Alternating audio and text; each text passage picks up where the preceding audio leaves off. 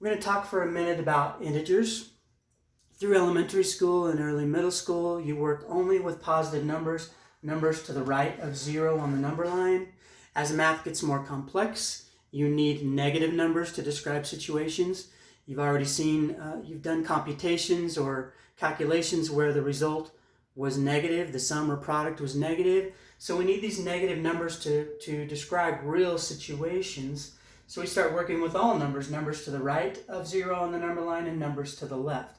Integers are those like 1, 2, 3, -1, -2, -3. Those are the integers. They don't include fractions or decimals.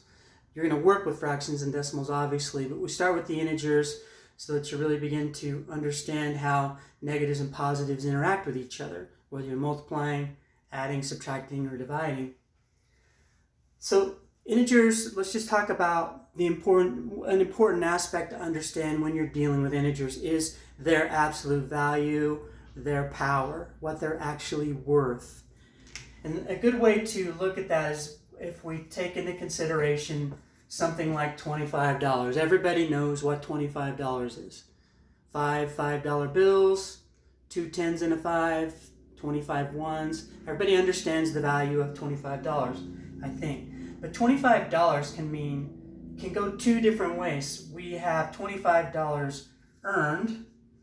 So maybe you shoveled a neighbor's driveway or in your part-time job, you earned $25.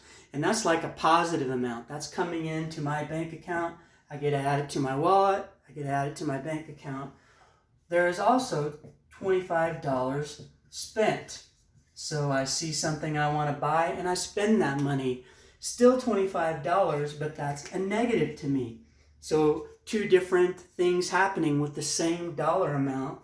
That's a good example of how integers work. $25 can be positive, $25 can be negative. It's still $25. It's power. You'll hear us talk about power in upcoming videos if you continue our study of integers. And the power of 25 either way is the same. It's the same $25, whether I'm earning it or spending it. But you see, it impacts me, it impacts my bottom line entirely differently in this case. And that's just a really good real-world example of the integers. And as we look on the number line, 3 and -3 have the same power, have the same value.